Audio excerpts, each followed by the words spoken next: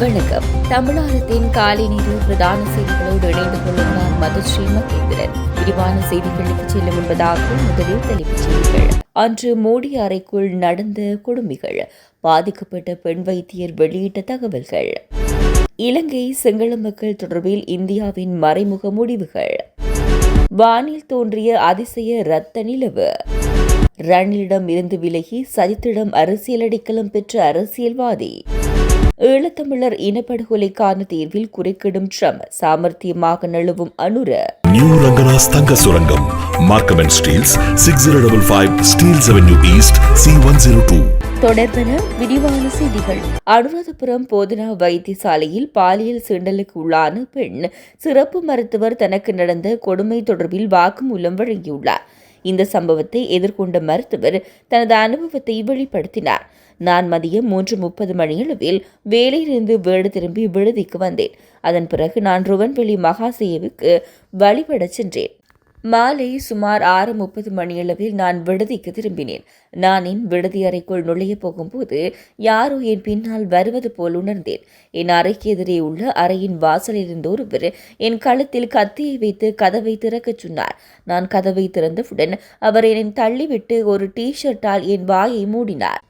பின்னர் என் அறையின் கதவை மூடிவிட்டு விளக்குகளை போட்டு எல்லா இடங்களிலும் பார்த்தார். பிறகு எல்லா விளக்குகளையும் அணைத்துவிட்டு குளியலறை விளக்கை மட்டும் போற்றார். நான் இராணுவத்திலிருந்து தப்பி வந்துவிட்டேன். போலீசார் என்னை தேடுகின்றார்கள். சிறிது நேரம் மறைந்திருக்க அனுமதிக்குமாறு கேட்டார். எங்கே இருக்க விடுங்கள், உங்களை எதுவும் செய்ய மாட்டேன் என்றார். ஆனால் கத்தினால் தொண்டை அறுத்து விடுவேன் என கூறினார். அவர் என் அருகில் அமர்ந்து என் கைகளை முன்னோக்கி நீட்டுமாறு கூறி கட்டி வைத்தார். வாயை ஒரு துணியினால் மூடினார். எனது கையடக்க தொலைபேசியை வழங்குமாறு கேட்டார்.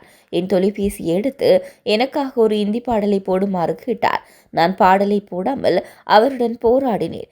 எனது கையில் கத்தி வெட்டு காயம் ஏற்பட்டது. அவர் என்னை கொன்று விடுவார் என பயந்து அவர் சொன்னதை நான் செய்ய ஒப்புக்கொள்ள வேண்டியிருந்தது. அவர் அனைத்தையும் முடித்துவிட்டு என தொலைபேசியிலே என் புகைப்படம் எடுத்தார். நான் கையடக்க தொலைபேசியை கொண்டு செல்கின்றேன். நடந்த விடயங்களை வெளியே கூறினால் உங்களுக்கு நான் பிரச்சனை, மருந்து எடுத்துக் கொள்ளுங்கள் என கூறிவிட்டு அந்த நபர் அங்கிருந்து தப்பி சென்றுள்ளார். என் கைகளும் கால்களும் கட்டப்பட்டிருந்தன. நான் அவற்றை அவிழ்த்த போது அறையின் கதவு மூடப்பட்டிருந்தது. ஒரு ஜன்னல் திறந்திருந்தது. அசௌகரியத்தை தாங்க முடியவில்லை. அதனால் நான் குளித்தேன். பின்னர் விரைவாக மருத்துவரிடம் சென்று நடந்ததை சொன்னேன். அவரும் தனது தந்தையிடம் தொலைபேசியில் கூறினார். பின்னர் சம்மாந்துறை மருத்துவமனையில் உள்ள எனது நண்பர் ஒருவரிடம் கூறினார்.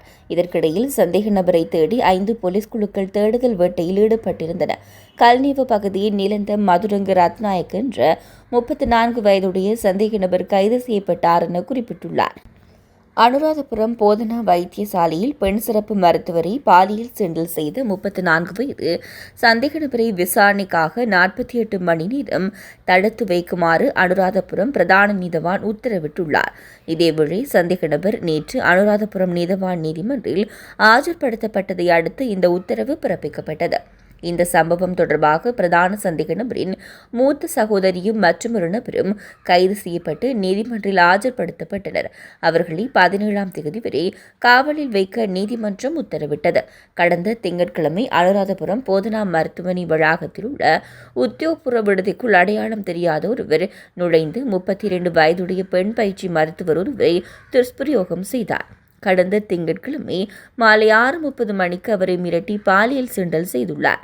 பின்னர் சந்தேக நபர் மருத்துவரின் கையடக்க தொலைபேசியை திருடிச் சென்றார். தொலைபேசி சிக்னலின் அடிப்படையில் சந்தேக நபரை கண்டுபிடிக்க போலீசார் விசாரணையை ஆரம்பித்தனர். இந்தியாவை பொறுத்தவரையில் சிங்கள மக்களை பகைத்துக் கொண்டால் நாம் இலங்கையிலிருந்து முற்றாக ஓரங்கட்டப்பட்டு விடுவோம் என்ற எண்ணம் அவர்களிடம் உள்ளது. இலங்கை நாட்டுக்கு என்று ஒரு அமைவிட வலிமை உள்ளது. எனவே நாட்டில் பெரும்பான்மையாக உள்ள சிங்கள மக்களை தங்கள் பக்கம் வைத்துக் கொள்ள இந்தியா, அமெரிக்கா மற்றும் சீனா ஆகிய நாடுகள் விரும்புகின்றன. அண்மை காலமாக தமிழர் பகுதிகளில் நடைபெறும் சிங்கள குடியேற்றங்கள் மற்றும் பௌத்த விகாரை விஸ்தரிப்புகள் போன்ற விடயங்களிலும் இந்தியா ஒரு மெத்தன போக்கியை கடைபிடிக்கிறது. அதற்கான காரணங்களாக சிங்கள மக்களை பகைத்துக் கொள்ளக்கூடாது மற்றும் ஈழத்தமிழர்களுக்கு நாட்டில் ஒரு அதிகாரம் கிடைத்துவிடக்கூடாது என்ற இந்தியாவின் எண்ணமாகும் என அரசியல் ஆய்வாளர் வேல் தர்மா தெரிவித்துள்ளார். வானில் அதிசய இரத்த நிலவு நேற்றைய தினம் முதல் இன்று அதிகாலை வரை அவதானிக்கப்பட்டுள்ளது. பூமியின் நிழலின் இருண்ட பகுதிக்குள் சந்திரன் முழுமையாக செல்லும் போது முழு சந்திர கிரகணம் ஏற்படுகிறது. இதன் காரணமாக சிறிது நேரம் வானம் முற்றிலும் இருட்டாக தோன்றும். ஆனால் அது முற்றிலும் கருப்பாக இருப்பதில்லை. மாறாக சந்திரன் சிவப்பு நிறத்தில் வானத்தில் தோன்றுகிறது. இந்த கிரகணத்தின் போது சந்திரன் மெதுவாக படிப்படியாக அடர் சிவப்பு நிறமாக மாறும். இது முழு சந்திர கிரகணத்தின் காரணமாக நிகழும். அப்போது வானத்தில் இரத்தம் தோய்ந்த நிறத்தில் நிலவு காணப்படுவதால் இதை இரத்த நிலவு அல்லது பிளட் மூன் என்று அழைக்கின்றனர். இந்த வருடத்தின் முதல் சந்திர கிரகணம் இன்று மார்ச் 14 வானில் நிகழ உள்ளமை குறிப்பிடத்தக்கது.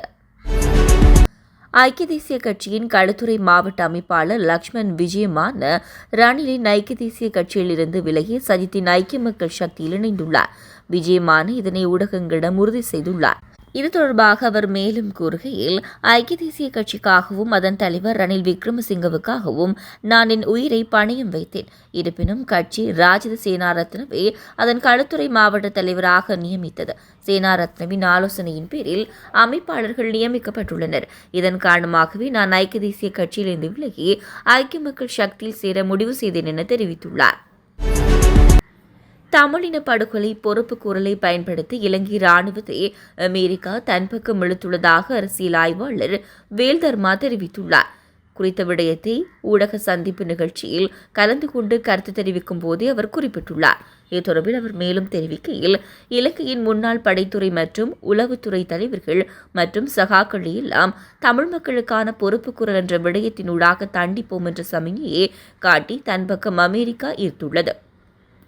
ஜெனீவா மனித உரிமை மற்றும் இலங்கை மக்களையும் பயன்படுத்தி இலங்கையை முழுவதுமாக தன் பக்கம் இழுப்பதற்கான சகல முயற்சிகளையும் அமெரிக்கா முன்னெடுத்து வருகின்றது என அவர் தெரிவித்துள்ளார். இத்துடன் தமிழாரத்தின் காலை நேர பிரதான செய்திகள் நிறைவடைகின்றன. தமிழாரம் செய்திகளை யூடியூப் சேனல் வழியாக பார்வையிட முடிவதுடன் www.tamalaram.news என்ற இணையதளம் மூலமாகவும் பார்வையிட முடியும். தொடர்ந்தும் தமிழாரம் செய்திகளோடு இணைந்திருங்கள். வணக்கம். SS Brothers Trends Grand Opening and Mega Sale. Canada மண்ணில் தமிழர்களின் மத்தியில் ஆண்களின் நவநாகரிக ஆடைகளின் தெரிவாக 8/2/2025 அன்று இம்மாதம் சனிக்கிழமை மார்னிங் சைட் அவென்யூ யூனிட் 9 கோலாகலமாக திறந்து வைக்கப்பட இருக்கின்றது SS Brothers Trends.